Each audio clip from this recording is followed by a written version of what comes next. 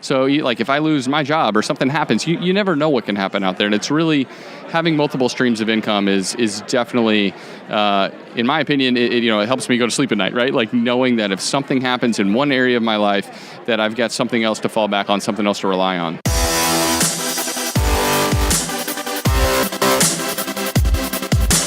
This show is dedicated to helping you strengthen your family tree and live financially free. This is the Marriage, Kids, and Money podcast, everybody. This is session 101. My name is Andy Hill. I am here live at Podcast Movement here in Philadelphia, Pennsylvania. And today we're talking about real estate investing and how it can help you design your ideal lifestyle. And you guys have heard me yammer on a lot about real estate investing on the show. I have been talking about that. We're trying to pull the trigger in Q4 and save up our pennies to get there. But in order to inspire me and to inspire all of you, I've invited Joel Larsgaard on the show today. And Joel is the host of the Poor Not Poor podcast, where he talks all about financial prosperity as well as really prospering with a beer in your hand, right, buddy? You got to be drinking good beer while you're doing it, man. Let's cheers it while I keep yammering on here. So and we are today. We're drinking good beers. We are literally drinking the local Yards Philadelphia Pale Ale. I know what a connoisseur of beer drinking. I'm not even using the right words. Whatever you call it. You like beer. But anyway, Joel's got a great podcast, Poor Not Poor, and one of the great subjects that he likes to talk about is real estate investing, and he's been able to design his lifestyle in a way where he's able to allow his wife to stay at home with his 2 young kids, and that's something I want to explore today on the show today, Joel, because it's near and dear to my heart. So welcome to the show, Joel. Thank you so much for being here. Dude, thanks for having me. Glad to be here, man. Absolutely. So what got you interested in real estate investing in the first place? So I think, the first house I purchased in 2009 was a home that I lived in. And the first thing I did after buying it was rent out one of the rooms to kind of cut down on my costs to a friend. And so, it cut my mortgage in more than half. And it kind of got me thinking, oh, wow, I guess, if a roommate, that's a good idea. But what if how far can I go with this, real estate investing lifestyle? And there's a lot of infomercials about investing in real estate. There's ads on the radio that make you think that you can buy real estate with no money down. You're going to get rich, and usually the only person that gets rich is the person hosting the seminar. But I realized that if you can go slow but sure, steady, save up your money, make wise investments, that real estate is just an amazing vehicle for. I'm going to use the term passive income. Yeah. It's not my favorite word because there's still work involved in being a landlord. But that going slowly but surely and acquiring good real estate over the years can really kind of give you that level of passive income that can help supplement a lifestyle or really help you achieve financial independence. That's great. So around that time, when was this when you're saying, hey, I've got this roommate, I like this, I can make money at this? When did you start thinking, okay, well maybe I'll invest a little bit more? What time frame was this? So that was 2009 when I bought my first home, and then I got married, and so I kicked the roommate out and I got a new roommate, much better looking. And we just, we decided after living there for a year, we see kind of where things are, the trajectory of our neighborhood. What if we buy another home now? We think values are going to rise a lot more. And so that's, kind of one of my tenets of buying real estate is you usually can't meet all of them, but a neighborhood that you think is going to appreciate well over the years, where people are investing, wanting to move, where the infrastructure is being developed.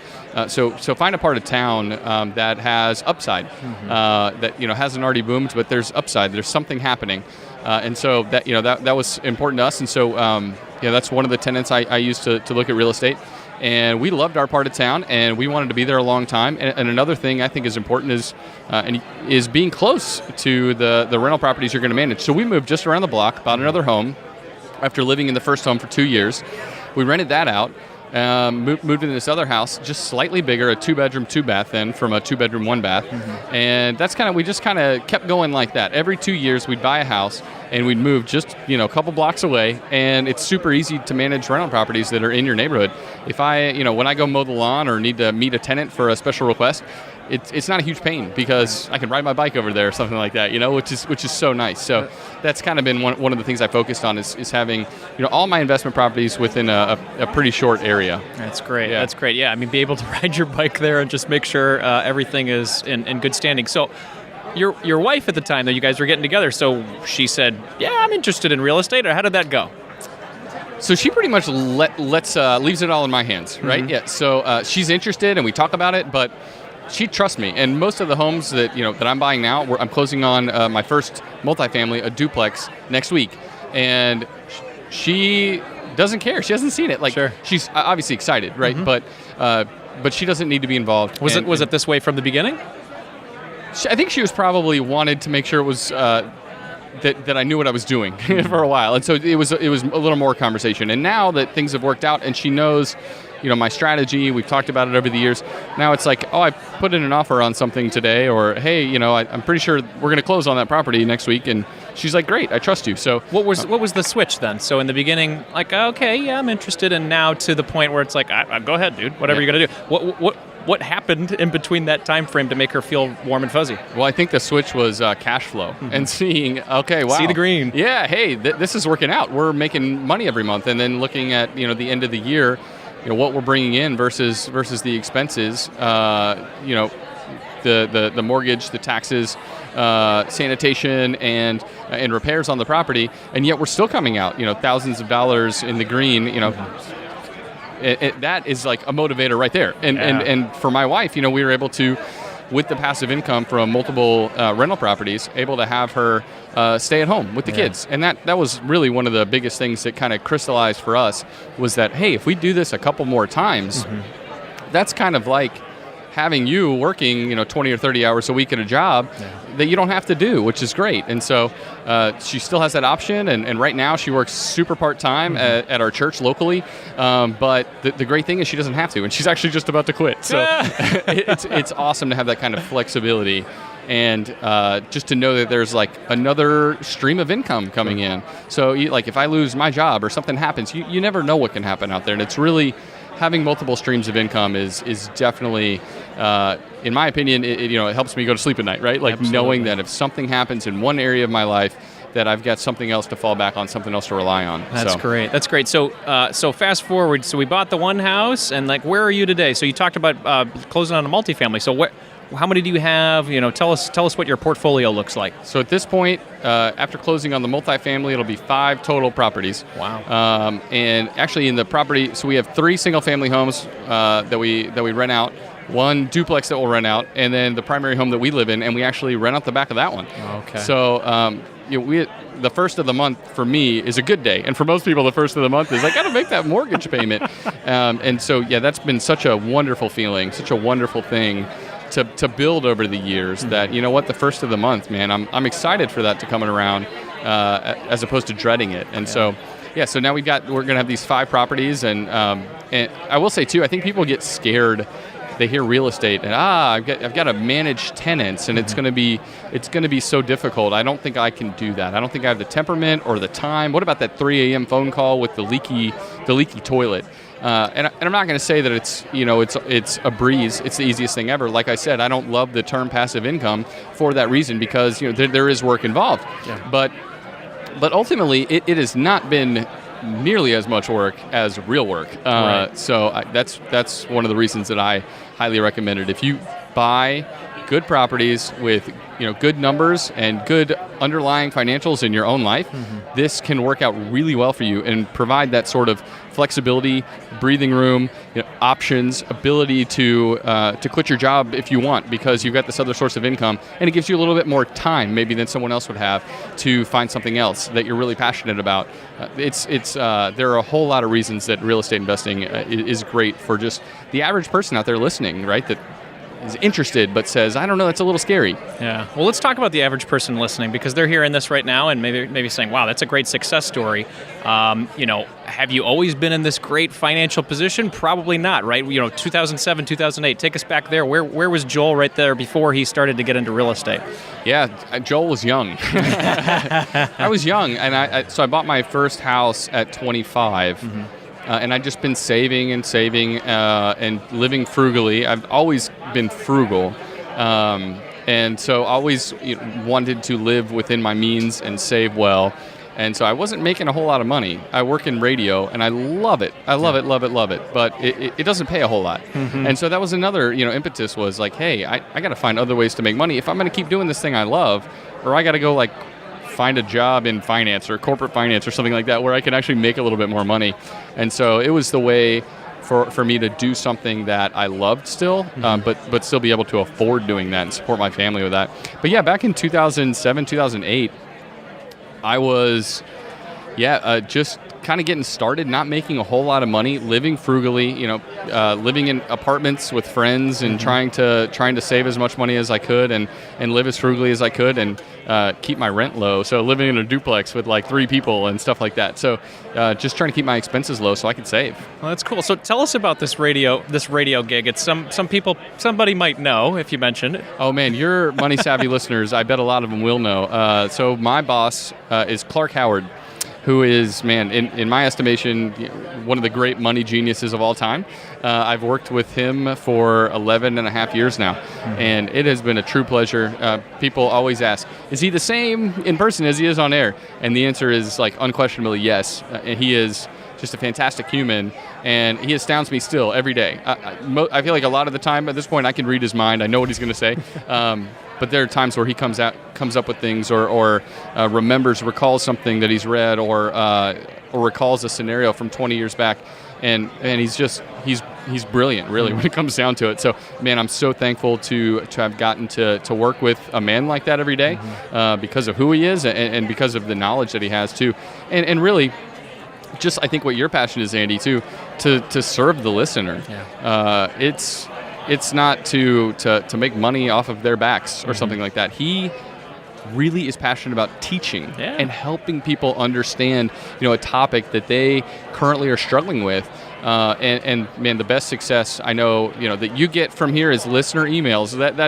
That's the best thing when someone says, Did you hear that, everybody? Shoot me an email. Let me know you're listening. If Andy's helped you with something, send him an email and let him know, because that is the greatest feeling. And that's what we get. Clark has a hotline that you can call more than 40 hours a week to get advice. That's great. There are volunteers. I mean, it's amazing the community that he has built around helping people with their finances. And I'm sure that influence of working with them probably helped you quite a bit in your financial journey as well. Oh my goodness, yeah. So early on, when I first started working for Clark, I was super frugal. I didn't want to spend any money, and so I had part of it down, I think, but to that end, I didn't have a good view of money, a healthy view of money.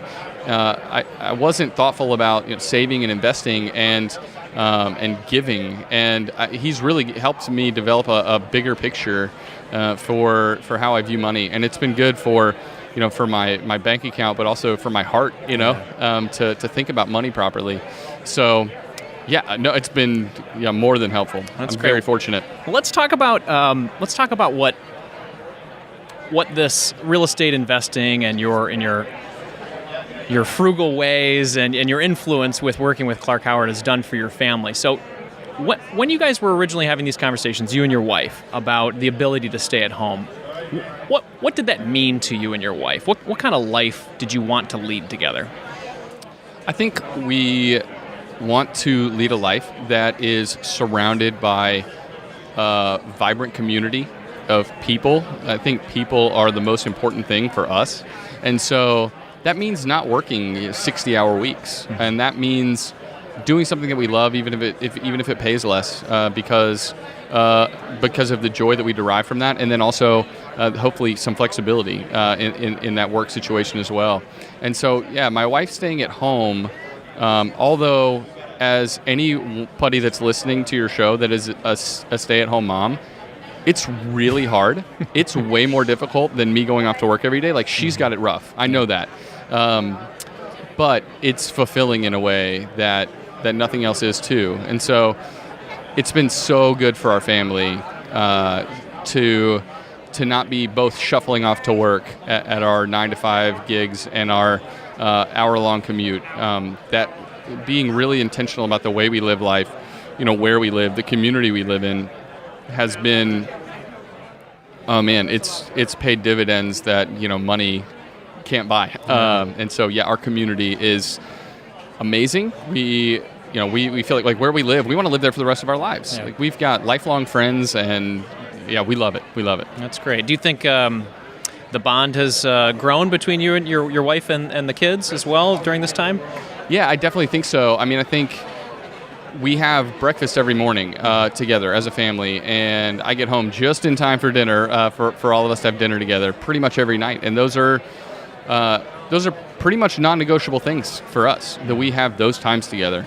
And I think that has been immeasurably beneficial for our family to have those times together. And I think, prioritize. You have to make it a priority, because it's easy for things to creep in and say, you know what, I got to give a little more time or of my effort to this thing over here.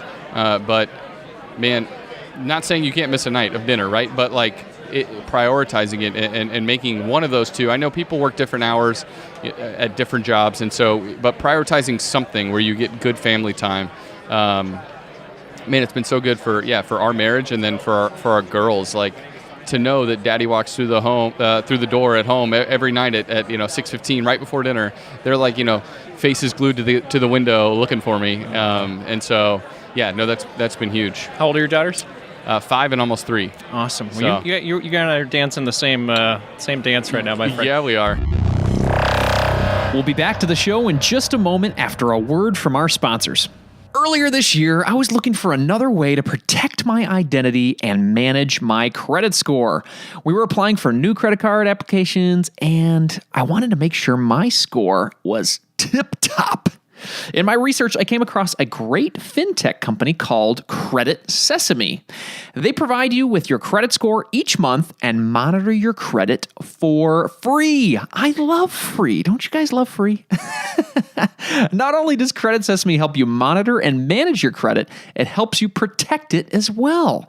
They give you $50,000 in identity theft insurance along with fraud resolution assistance for free. Oh, free. In the event you're ever a victim of identity theft, they've got you covered. To get your free account with no credit card required, go to creditsesame.com/MKM. That's creditsesame.com/MKM and get your free credit score today. You often hear me talk about the importance of tracking your net worth. After all, it's the overall barometer for your financial health.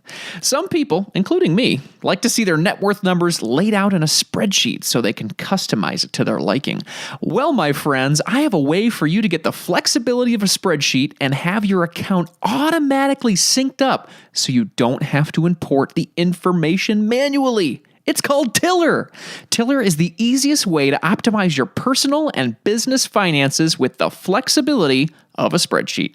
The beauty of the Tiller system is that you automatically update your financial information through Google Sheets and, in the near future, Excel. This way, you're taking away the cumbersome process of updating your net worth, but you still have the ability to customize as you please.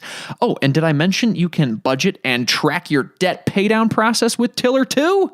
Oh yeah, it's as versatile as a spreadsheet. Start tracking your net worth with Tiller today, my friends. To get your first 30 days for free and to support this show, go to marriagekidsandmoney.com/Tiller. That's marriagekidsandmoney.com/Tiller, Tiller. With Tiller, you'll have your financial life in a spreadsheet updated each day. Thanks for considering our sponsors today, everybody. Let's jump back into that interview. And we're back. I'm sorry, everybody. Joel's been doing such a good job in the interview, but he's been holding this nice cold beer, and I just felt bad that he wasn't being able to drink it. So, got to take a sip. So, Joel, so family's very important to you. I understand that when you were growing up, your parents were dealing with some money issues as well, and obviously that can affect how you view money, your actions, your emotions toward money. Can you talk a little bit about that situation and how that's affected your life? Yeah, so definitely, and that's, I think, there's things in childhood affect each kid differently based on what age they're at. And I was at this prime age when my parents were having some financial struggles where it impacted me more than my sisters, and they took things from it, but I took something I went on a mission for the rest of my life because of what that did. And so my parents had some major financial struggles when I was like 12 or 13 in middle school, and they ended up declaring bankruptcy, and it was just a really tough time for our family. There was a lot of arguing. I know my mom wanted to stay home with us kids and just couldn't. And that was as anybody knows that's been in major financial trouble, that's a series of decisions that lead to something like that. It's not just one bad move. But yeah, I'd remember having a car sitting in the driveway that was going to be repossessed any day, and it took like a month and a half, and then it happened, and it was just crushing as a child to see that. And so I knew from that point in time that I didn't want any of that stress. I didn't want to fight with my wife about money. I didn't want money to be a bone of contention like it is for most marriages in the United States. Like that's the number one thing people fight about is money. And I don't want that. And I don't want that for your listeners. I don't want that for anybody out there, man. And so getting your money straight is and getting your financial game together, starting to save more of what you make and be prepared for the future gives you options, but it gives you that margin in your life that there's this breathless feeling that you have when you're out of control when it comes to your finances. And man, I want people to put the power back in their lives, pay down their debt, and save more of what they make, because I know what it's like growing up in a family that just doesn't have their financial act together, and all of the problems that can come about. I will say my parents are literally two of the greatest people in the world. I want to be like them far more than I am. They are the hardest workers I know. They are amazing people, and they got through it, but it wasn't easy. And so I learned a lot from that. But then again, that's too, I think I went at the beginning to this other extent where I was almost miserly, and I had an improper view towards money, like I was saying when I first started working for Clark. And so it takes time to develop, I think, as a person and your views towards money.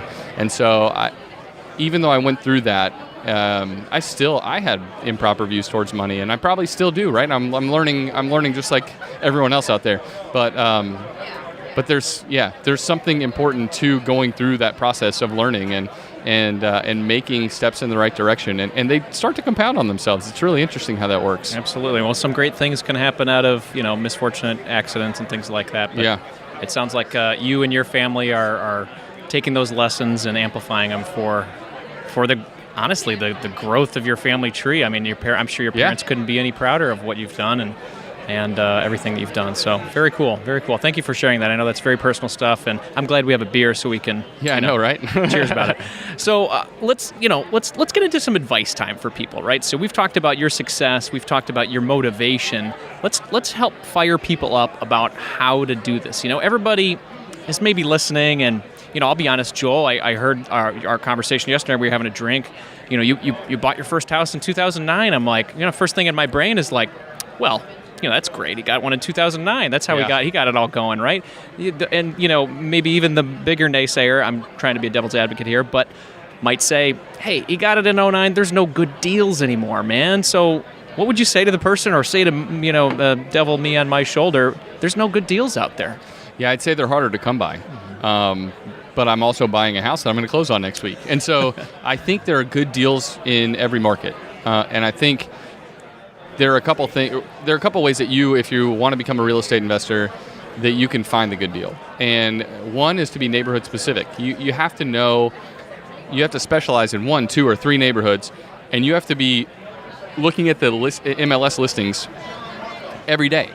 You have to know what's out there, what people are asking for certain properties, so that you know when a deal pops up, right? If you're looking at something every day for 6 months, you are doing the homework. You know what a deal is when it pops up then, and you're ready to pounce. The second thing is your underlying financials have to be solid. You have to have enough money saved to put 20 or 25% down. You're going to get the best rates on an investment property if you put 25% down. If you're putting less, 20, that's okay, I think. Anything less than 20, you need to save longer. But yeah, you will know over time as you specialize in neighborhoods. Know the neighborhoods too. Hey, what's happening? Like know it down to specific streets. Oh, I know that street, and there's like some weird activity in that house on that street, and this one's across from that. I don't want that house. Be willing to put some work in. If you know how to paint, that's enough, I think. You don't have to be a skilled craftsman to be a landlord. But if you can at least get in there, get your hands dirty, do some cleaning and some painting, and YouTube's an amazing resource for potential landlords. I've learned how to fix a lot of things. I fixed a leaky toilet just the other day. I mean, and being able and willing to get your hands dirty. Again, I call professionals for a lot of things. But you got to be willing. So I think there's a deal to be had in every market.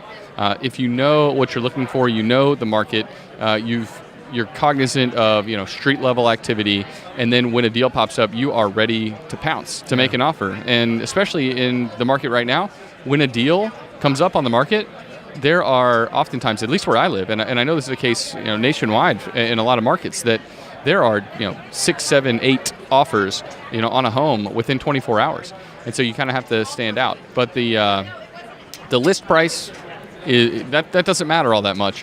Whether you're offering less or more than the list price, you just want to make sure that property is a solid property, that you are buying undervalued, that you think is going to cash flow well and be a good rental property for years to come. And I say years to come because I'm all about buy and hold real estate. The transaction costs are too high to buy and sell homes every 4 or 5 years. You're going to want to make sure you want to be a landlord for the next 10 to 15 years, if not longer. And that's so I think that's a question you need to ask yourself beforehand too. Am I willing to be in this for the long haul? Because the transaction costs can torpedo a good deal. Talk about what those transaction costs are, just so people understand that. Where would people get hit if they decide, hey, I bought this, I'm going to sell it in 3 years. Hey, the value went up, so that's worth it. Right, yeah.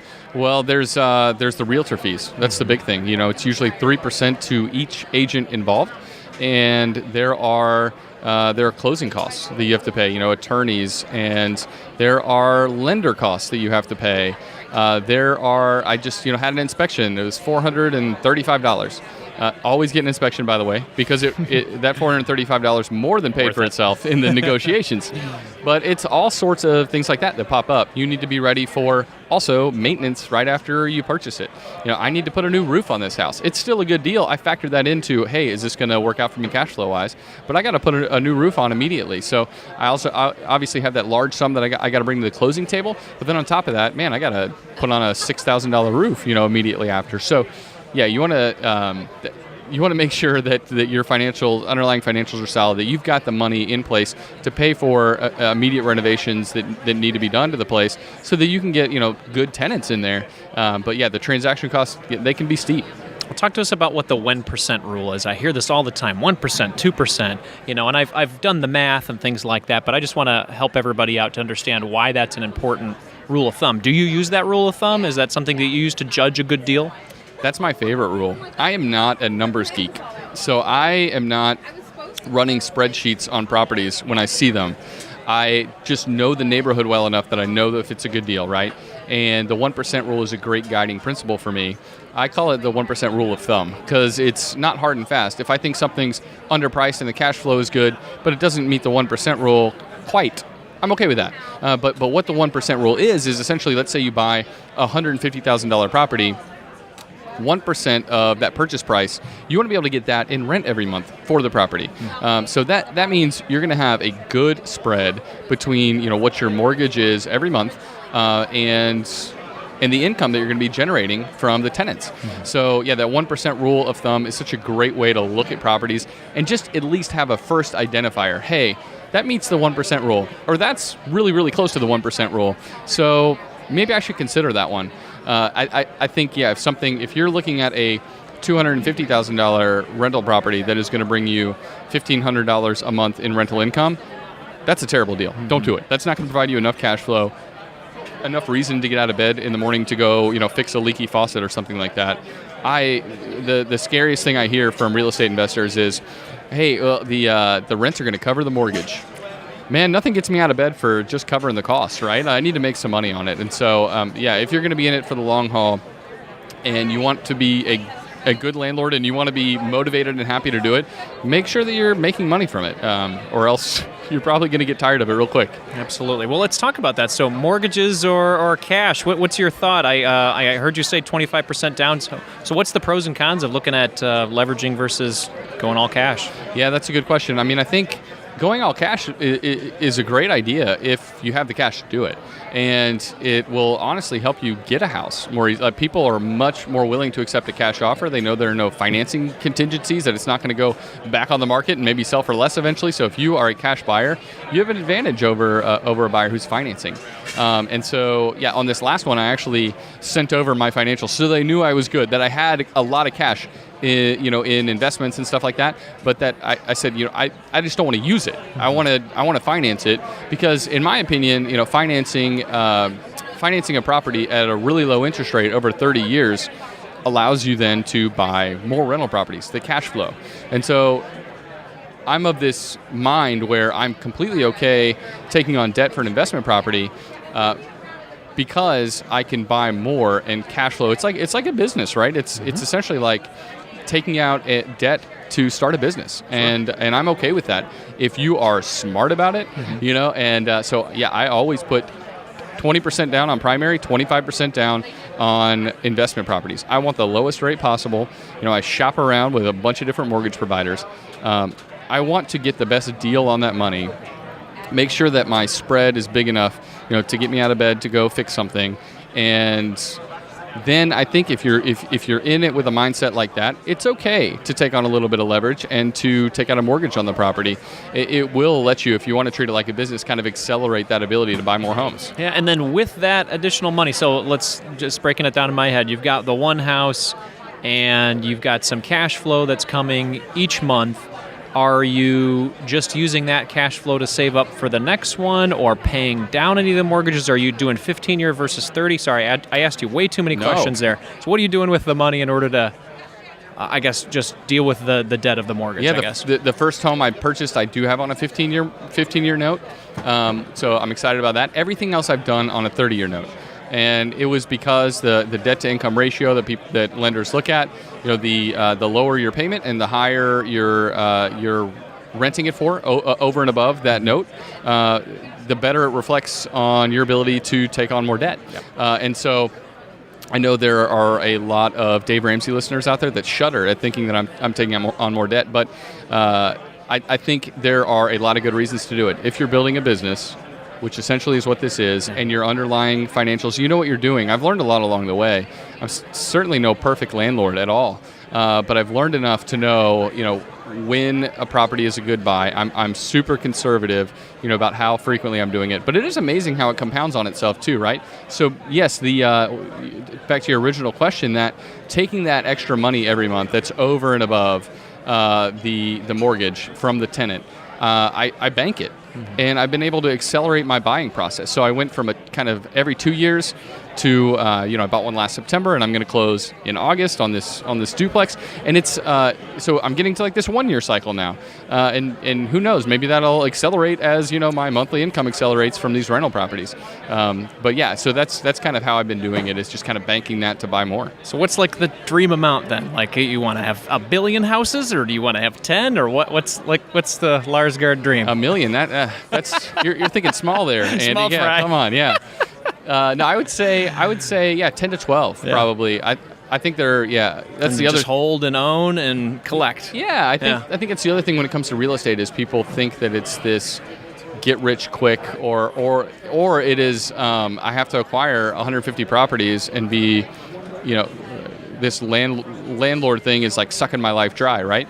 And I think, if you are slow and steady, buying good properties, then you can afford to have only 10 or 12, and you live frugally, afford to have only 10 or 12 that kind of pay for you to live. And then as properties get paid down, man, it gets even better, right? And so like when that 15-year note goes away, I'm going to have like a lot more monthly income to work with to, accelerate my ability to get to that 10 or 12 housing level. But I think once I get there, I should have enough, passive income from these rentals where I don't have to have a day job if I don't want to, which is cool. Fortunately, I love my day job, but I don't have to, the options that come to you when you don't have to do something, and the joy that you can derive from your day job if you don't have to be there. I'm all about that. We talked about that a little bit yesterday. I think we were having another beer. Just like the sheer confidence that you get from being able to have other sources of income come in. Hold your head up a little higher, feel a little bit more confident. It's just another it's just another leg of the stool, right? It helps you to feel more confident and carry on your day. So on that note, why real estate instead of like passive index investing? Why is real estate better for you? Well, like I said, the reason we kind of got into it was, so my wife could stay at home. And investing in my 401k and Roth IRA, I do both of those things. They are great things, and people should definitely do it. Take advantage of your 401k match. I'm sure you've told people that a million times. Don't leave that on the table. But those funds are hard to access if you need them. You're going to pay taxes and penalties on top of that. And so it's never a good idea to take money out of your 401k, ever. Because until you're retired, and you hit that magical age of 59 and a half. But yeah, I would say that the reason is for real estate is because of that passive income that you can be provided every month. It's like dividends coming at you if you invest in stocks, and rental property gives you that ability to kind of collect those dividends along the way, and hopefully the property is appreciating at the same time. So you're building wealth in a property as it goes up in value, but you're also collecting the dividends along the way, and I love that. I think that's brilliant because I can get to a state of financial independence, much more quickly with real estate. And the other thing is, it is leverage. I mean, because of leverage, you can buy more. You can buy a $100,000 home with $25,000. You can't buy $100,000 worth of stock or investments, in a 401k with $25,000. So. It kind of affords you that ability because of the way we set up consumer and mortgage debt in our society, which, we could get into an existential question on that and whether it's good or not. It's probably not a good thing, but if you're an intelligent real estate investor, you can use that system to your advantage. Yeah, absolutely. Well, we've talked a lot about all of the great things that are associated with real estate investing. What are your absolute least favorite things about real estate investing? Oh, man. Or yeah, that could be a whole nother podcast. Leave it one. Yeah, I guess the toughest thing about real estate investing is if you get a bad tenant. That is, the horror story that people are really scared of. What if I get a bum tenant and they trash the place or they refuse to pay rent? What do I do? And so having a bad tenant is a huge pain. It stinks. And fortunately, I've been really... I've been lucky, and I'll talk about this too. Screening tenants well is crucial. It's crucial. So, but yeah, having bad tenants is the toughest thing. But yeah, so screening is important. I would say, you need to have an application that potential tenants fill out. You need to call their 3 previous landlords. You need to call their place of employment. You need to kind of be up to speed on who they are and their best friend, whatever. I get personal references. I get previous landlords, and I get a work colleague or a boss. I want to call all those people. And then on top of that, I personally use a service called mysmartmove.com from TransUnion, which is great. I type in their email address. TransUnion sends them an email and says, fill this out. And I get a report back on, their credit and criminal history, and I know whether they're, whether they have a 400 credit score and they don't pay their bills on time, or whether they just got out of jail last week, something like that. For dealing drugs. I'm able to tell those things ahead of time, and so, part of it's a little bit of a gut feel, but you got to do all those other things to make sure you're getting good tenants in there, because if it's an investment property, and that's again why I invest so close to where I live. Right. This is an investment. I want this house to be beautiful, looking good. I want the best quality people that want to live in there, and for me, it always needs to be a place that I would be willing to live in. Mm-hmm. If I'm not willing to live in the house, I'm not going to buy it. That's good. I'm just not okay with buying properties that I wouldn't live in. I don't feel comfortable with that. I want to be people applying to live there that really want to live there and think it's a great house. And so I think that's really important to find the best tenants, and then make sure you screen them really, really well. Yeah. Okay. So what is your absolute favorite thing about doing this? Man, it would be easy to say the money, but it's not. It's fun. I love real estate. I love architecture. I live in a part of town where we've got a lot of old homes. I love the old bungalows and how solid and amazingly well built they are and original features of homes. I love. That's my favorite thing about where we live, walking up and down our street. I obsess and look at the homes on our street every day. And that's an amazing house that was built almost 100 years ago. It's beautiful. And so that's my favorite part of it, is buying properties that I think are interesting and different and beautiful. And I think that's so cool. That's why I love real estate. That's great, man. Well, that's cool. This has been a great conversation. I just have a couple more questions for you. You started off in 2009, and you started getting into this game where you started to get 1, 2, 3. What were some of the, if you could go back to you, back in that time when you were starting to do this, would you give yourself any sort of different advice that would help you course correct a little bit? Yeah, I would say I was trying to run it more like a friend to the tenants as opposed to like a business, being a good landlord. And I think creating a little bit of separation there is a really good idea. And I'm still trying to create systems that do that. I just like people. And so when I get people in there that are cool, talking to them about their favorite music or just finding out what they care about or why they love the neighborhood or what brought them here, I love that kind of stuff. And so it's just not in my nature to be this super hardcore businessman. But yeah, you can create systems, and I have created systems that just allow me a little bit, of removal. Don't give them my phone number anymore, so they can just text me and, hey, this went wrong. Mm-hmm. There's something kind of invasive about a text message that an email can be responded to. When you text somebody, Andy, you're like expecting a reply within 10 minutes. Right. An email, you're like, if they don't get back to you in 2 days, it's understandable. Mm-hmm. And so, yeah, try to kind of keep it to email and don't give out my phone number anymore. Mm-hmm. So stuff like that. I just have a little bit more of a business mindset going into it. I know the numbers are good. I love the property, but when it comes to actually, finding the tenant and managing that relationship, keeping it a little more business-like. That's great. So we're going to drive people to poornotpoor.com to check out your podcast and the writing that you're doing there. But was there a book that you read that was influential to you as you were getting started that said, hey, this is a good 101, or even a podcast or anything like that? I dabble in conversations with people like you, but I'm of no expertise in this whatsoever. I'm looking at buying my first one. Is there any other resource that was really influential that you can talk about today? Yeah, I really, if you're interested in investing in real estate, I think the Bigger Pockets podcast is a great one. They interview all sorts of people that I can take things away from. And sometimes it's people that have 150 units, and that's not my aspiration, but I learned something from the conversation, and so I thoroughly enjoy that. Not a real estate investing book, but one of my favorite books is called Beyond Wealth by Alexander Green, I want to say, and it's just these really short essays that from a financial planner, but that are more focused on how you live life and thoughtful living. And so he kind of combines money and what that means to your life. And so I don't know, I love to think about that. Like, ultimately, when it comes down to it, what we want is those deepest desires of our heart to be fulfilled about what our life looks like, what our family looks like. We want to care for our family well, and money just plays such a huge part in that. So it's not that I think you or I are obsessed with money or want to become billionaires. It's that we want to see our families thrive, and money is such a huge part of that. And so I love that book for that reason. Excellent. Well, I love it, man. Well, thank you so much for being here. Where can people follow you, connect with you, and learn more about Joel? Yeah, so they can go to poornotpoor.com. It's P-O-U-R, like you're pouring a beer.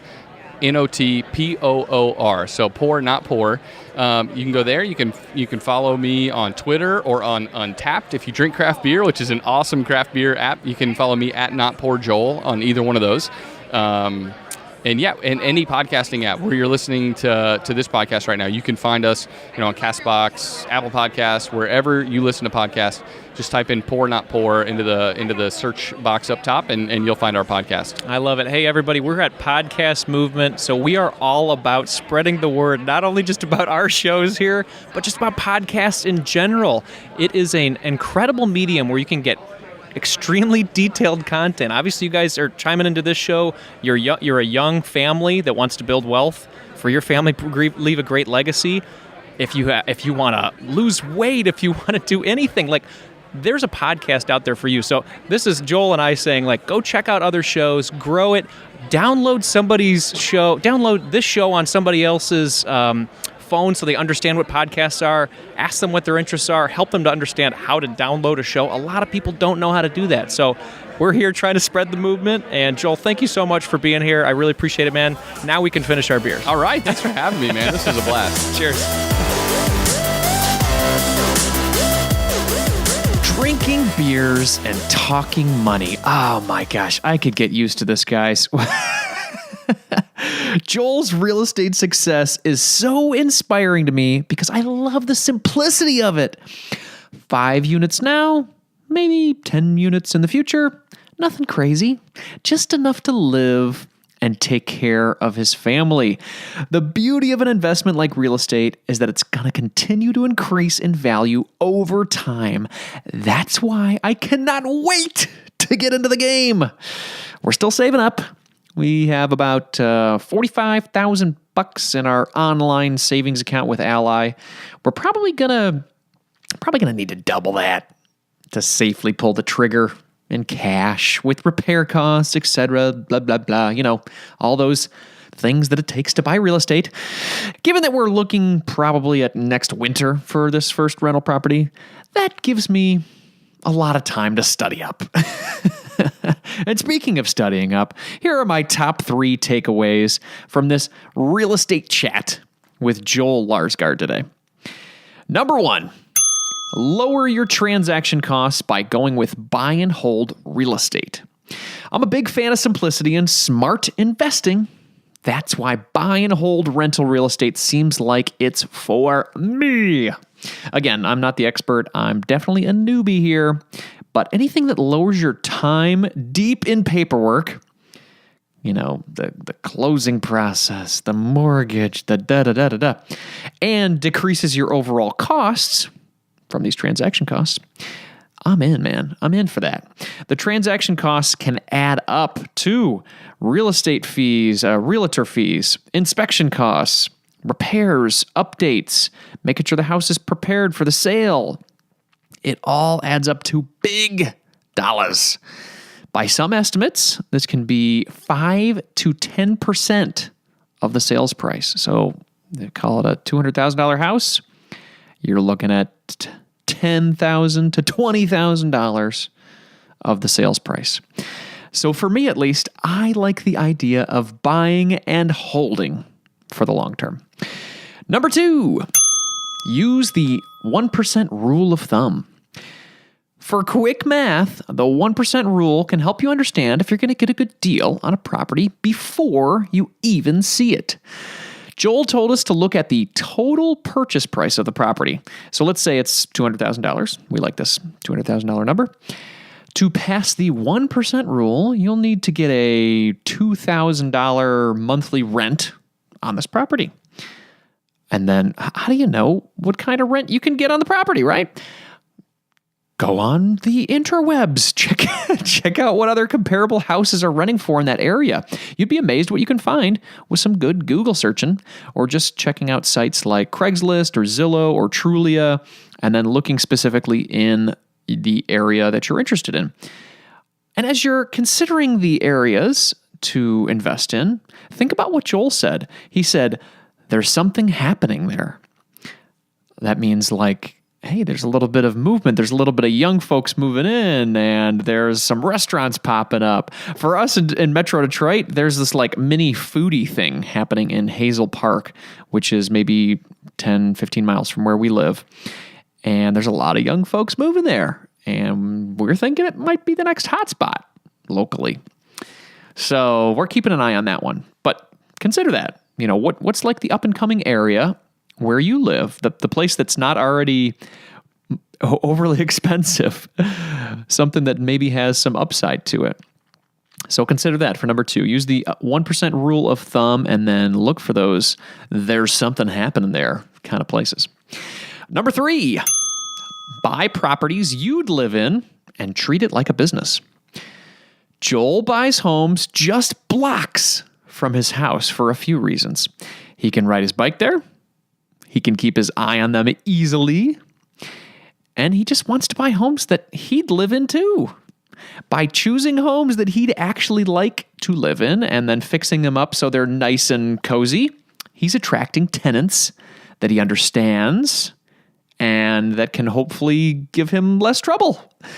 Another point that Joel made was treating his real estate ventures like a business, not befriending the tenants or sharing his cell phone information if that's not what he wants to do. Evidently, keeping it more transactional, like a business, can help in the long run. So those were my top 3 takeaways. Number 1, lower your transaction costs by going with buy and hold real estate. Number 2, use the 1% rule of thumb. And then number 3, buy properties you'd live in and treat it like a business. I feel like I'm getting an MBA in real estate. This is awesome. I love this show. At this point, I think we've done around maybe 6 or 8 interviews with some really successful real estate gurus. If you guys want to check out some more of the shows that I've put on with regard to real estate, I've got a link for you, marriagekidsmoney.com/real estate. And that's a great way to listen to the other shows that we've done or other articles that I've written. And it's just going to be, this is a great way for all of us to prepare for one of the biggest investments of our lives, right? We want to make sure that we are fully educated, learning from experts that are really killing it. I know I'm learning a lot, and it's making me feel a lot more confident about our path. And I hope it's helping you too.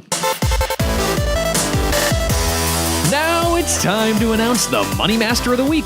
Brian from Michigan contacted me on Twitter with an amazing real estate win. After realizing he was spending 96% of his income on fixed monthly obligations, the home, the mortgage, taking care of the lawn, whatever, all the stuff that we've got to do, Brian made the choice to ditch his $300,000 home with a well-manicured lawn and downsize to a $33,000 place to become mortgage-free, stress-free, and take control of his finances. This major shift in priorities now allows Brian to save around $30,000 per year in his retirement accounts. $30,000 a year. That is awesome. And maybe Brian's just been, paying attention to the news lately with the dismal amount of retirement savings that a lot of Americans have. And he said, hey, enough's enough. I have to make this a priority. I want to retire, not only with dignity, I want to retire in style. So major kudos to Brian for making this very atypical decision. He didn't want to keep up with the Joneses anymore, as he told me. He wanted to retire in style. And now he's doing it. And compound interest is treating him very, very well. If you want to learn more about Brian and follow his retirement savings growth, which he actually posts the specific numbers on his blog, check him out at bucksandcents.com. That's bucksandcents.com. Brian, thank you so much for sharing your win, and congratulations for being our Money Master of the Week. Do you have a recent financial victory that you want to share on the show? I would love to hear it, everybody. Please contact me. Leave me a voicemail at marriagekidsmoney.com/voicemail, or contact me on Twitter like Brian did at AndyHillMKM, or shoot me an email at Andy@marriagekidsmoney.com. I've got all sorts of routes for you to contact me, people. Just whatever you want to do. I would love to hear from you. You'll find all the links and resources for today's show at marriagekidsandmoney.com/session101. So next week, everybody, I'm headed to Orlando for FinCon. Orlando. You guys ever see, what was that play? Book of Mormon. They really like Orlando. Anyway, this is a financial conference for those of us who fancy ourselves money media nerds. That's me, because I do this podcast. And at the conference, they have these awards called the Plutus Awards. This is like the Oscars for the personal finance media folk. And your good buddy Andy is nominated for Best Family Finance Blog. I am blown away. Thank you so much, Plutus. And keep your fingers crossed for me, my friends. We're going to be there next week. And I will fill you in on all the juicy details on next week's show, where I'll be recording from Orlando. I'm not very good at that song. Orlando. I'll work on it. I have the opportunity and honor to interview someone in Orlando who is not only huge in the personal finance space, but I personally admire this individual quite a bit. I'm going to keep it a secret on who this person is until we actually record the interview next week. But this person, just so you know, is all about building family wealth. So they're going to be perfect for this show. So don't miss out. Make sure you subscribe to this show in your favorite podcast player today. If you're an Apple podcast person, just hit that purple subscribe button. If you are on any other platform, Spotify, I've got Spotify, hit the subscribe button there. And do me a favor while you're at it. Tell one friend that you know about this show, somebody that might appreciate these family-focused messages, and then subscribe them to the show on their phone. Some people don't even know how to do that. You go on their phone and just say, hey, here, I'll look it up, search Marriage, Kids, and Money, and then hit subscribe. Who knows? We may just help their marriage, their relationship with their kids, or their money. In the spirit of growth and inspiration, I'm going to end the show with a quote today from Mark Twain.